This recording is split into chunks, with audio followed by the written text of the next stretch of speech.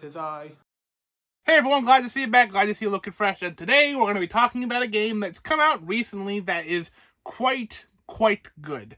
A game that answers the question, what if a farming game took place in prehistoric times? That game, of course, is Roots of Pacha. Now, this video will showcase gameplay footage of the game, but it's going to be pretty uncut, and it's going to take place at the end of spring year one. So you'll see what the game kind of looks like while it's picking up steam, but there's not going to be a ton of big late game spoilers, and you won't see the town fully maxed out and stuff like that. So this game is, of course, a farming game, and with that, you get the tropes of you wake up, you tend to your crops, you tend to your animals, and then you do kind of whatever else you want to do. Whether that's talk with the local villagers or go mining, do some fishing. But in this game, it has a really cool twist on all of it, and it's basically, what if all this technology that we're used to seeing in farming games has not been invented yet? So you literally start with a rock, and you pound it into the dirt, and then you put some seeds in there, you put some water in it, and there you go. That's how your farm starts. It's very simple beginnings. You use the rock for basically everything.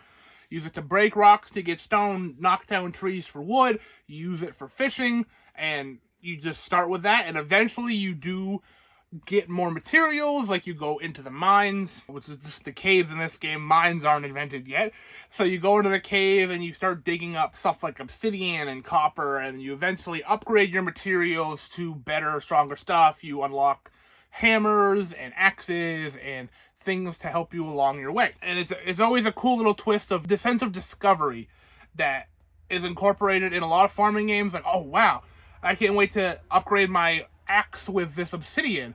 But in this game, it's like, I don't even have an axe yet. So you have to go talk to your local, not really blacksmith, but the tool worker, tool creator. I forget exactly what her title is, but you talk to her. She'll learn how to work with this new material, and then you'll be able to craft new tools with it, which is a very cool system.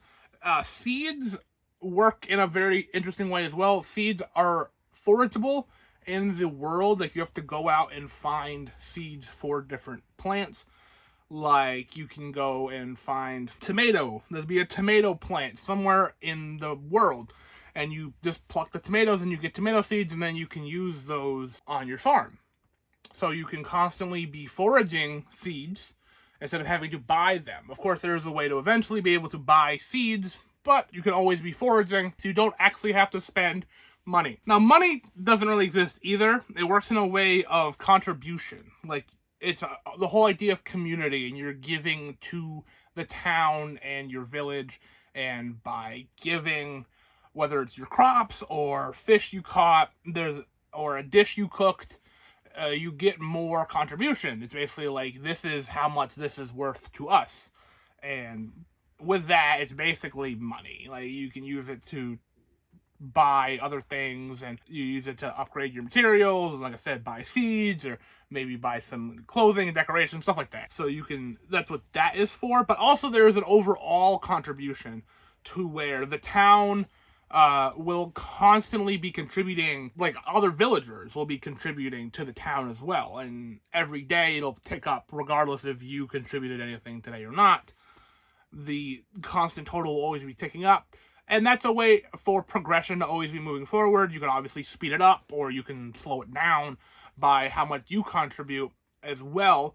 If you're contributing a ton every day and you're like the biggest contribution, then that total is going to go a lot faster. But if you're doing nothing every single day, it will still go up, and you will still be able to unlock new upgrades to the town and new ideas and stuff like that. And that's a whole fun system, because it's like an idea. Like, this villager had an idea, and you go talk to them, and they'll be talking about how, oh geez, I had this idea of, like, maybe we could find a way to use the sun, and we'll be able to, if we can track it, we can tell what time it is. And you create a sundial, and with that, you can then see what time it is for you, the player. Because before, when you start the game, it is like nothing but like a couple dots being like, it is morning, all the way to it is night. And obviously you can see the sun in the darkness of the world, so you can kind of get the feeling of like, oh, geez, it's getting late, I should go to bed soon. But with the sundial, you can clearly see it's 4:30, you know.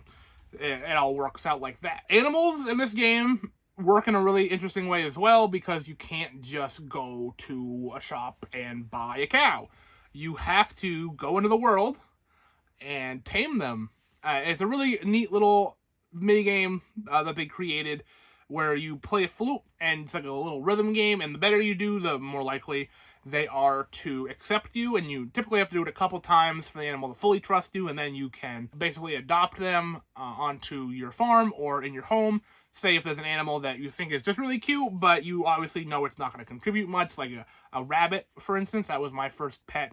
They just live in your house, and they're a fun little addition, much like a dog or a cat in another farming game. They run around the village too. Villagers interact with them, and it's really cute. But other animals, say like a goat or a buffalo, you can tame them and then put them on the farm, and then they work more like the animals you would expect in a farming game would. The villagers in this game are a lot of fun. I really enjoy how the villagers interact with you in this game more than any farming game I think I've seen, including like the big one, including Stardew Valley, where villagers have their own schedule. You can always see where they are on the map. I think that's a really good thing. We open the map and you can just see where a villager is. You don't have to guess. You don't have to memorize their day patterns. You don't have to look it up, nothing. You can always see where they're at.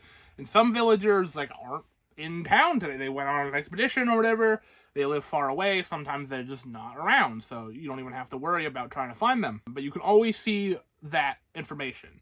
And talking to the villagers, they always have something new to say and something interesting to say. I don't think I've duplicated dialogue in this game yet, and I've played this game for about 30 hours at this point.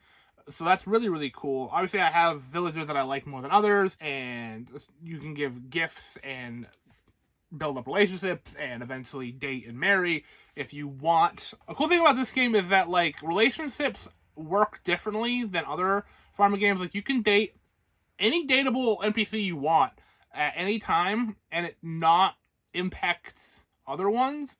Obviously you don't have to if you don't want to, but you get cute little cutscenes of dates and stuff. So if you want to see all that, you can just, you know, form yourself a harem of every girl and guy in this game and see where the story takes you. But you do get a chance to pick one once you reach 10 hearts or flowers in this game. Then you get another cutscene, and then you can propose, or they will propose to you, and that's your union or marriage in this game. And then after that, you can have a baby.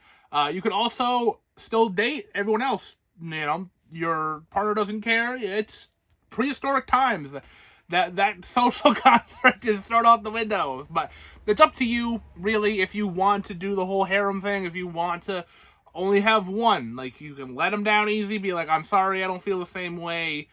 Then, by all means, let them know. You can also break up with people if you find someone else you like more. That's a valid option. A very easy thing to take care of. So, yeah, relationships in this game are very interesting. There are 6 males, 5 female options to choose as your relationship partner. I don't know if they're going to add more in DLC later, probably not. That seems like a big addition to the game. Like I said, there are some that I like a lot more than others. It's up to you, really. You'll find out pretty quick. Some of them are like, oh, I don't like your personality. There's a big difference in these characters, and some you'll meet later on. So if there's some that you're like, I don't really like in any of these, you have a couple more chances and more characters that show up later. That's a big plus. Yeah. Roots of Pacha is a great game. I actually planned on making a video about this a couple weeks ago, but they had a problem with, there was some dispute between the developer and the publisher, and it got taken off Steam for a little while, so I didn't want to make a video and be like, this game's great, but you can't play it.